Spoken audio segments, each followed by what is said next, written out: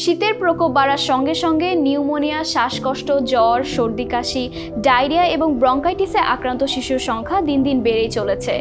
প্রতিদিন হাসপাতালের বহির্বিভাগে এবং শিশু ওয়ার্ডে চিকিৎসা নিতে আসছে শত শত শিশু।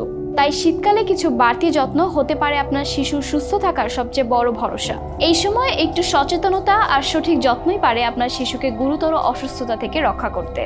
নাম্বার 1, শিশুকে উষ্ণ রাখুন কিন্তু অতিরিক্ত গরম নয়। মাথা, কান ও পা ঢেকে রাখুন, কারণ ঠান্ডা সবচেয়ে আগে আঘাত করে এসব স্থানে। হালকা ও উষ্ণ কাপড় শিশুকে লেয়ারিং পদ্ধতিতে পরান। অতিরিক্ত ভারী কাপড় শিশুর জন্য অস্বস্তিকর অবস্থায় ফেলতে পারে। নাম্বার 2, ঠান্ডা বাতাস ও কুয়াশা থেকে শিশুকে দূরে রাখুন। সকাল বা গভীর রাতে অকারণে শিশুকে বাইরে নেওয়া এড়িয়ে চলুন। নাম্বার 3, শিশুর হাত পরিষ্কার রাখুন। সর্দি কাশি ও ফ্লু ভাইরাস সবচেয়ে বেশি ছড়ায় অপরিষ্কার হাতের মাধ্যমে, এবং আপনি নিজেও শিশুকে ধরার আগে হাত ধোয়ার অভ্যাস গড়ে তুলুন। নাম্বার 4, মায়ের বুকের দুধ শিশুর জন্য সবচেয়ে শক্তিশালী প্রতিরোধক। 6 মাস পর্যন্ত মায়ের বুকের দুধ এবং তারপরে ফর্মুলা অথবা বয়স অনুযায়ী তরল খাবার নিয়মিত দিন। ডায়রিয়া হলে দ্রুত ORS শুরু করুন এবং চিকিৎসকের পরামর্শ নিন।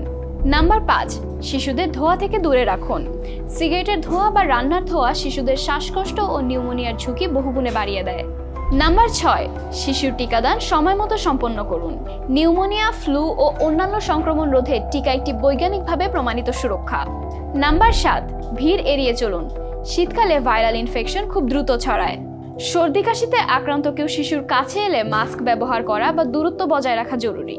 এবং সবচেয়ে গুরুত্বপূর্ণ হলো 3 দিনের বেশি জ্বর থাকা, শ্বাস নিতে কষ্ট হওয়া, বুক দেবে যাওয়া, খাওয়ার প্রতি অনীহা এবং অস্বাভাবিক নিস্তেজ ভাব, এগুলো কখনোই অবহেলা করবেন না। বরং এক্ষেত্রে দেরি না করে দ্রুত চিকিৎসকের শরণাপন্ন হন। আপনার বাচ্চার সুরক্ষায় এগুলো অবশ্যই মেনে চলবেন।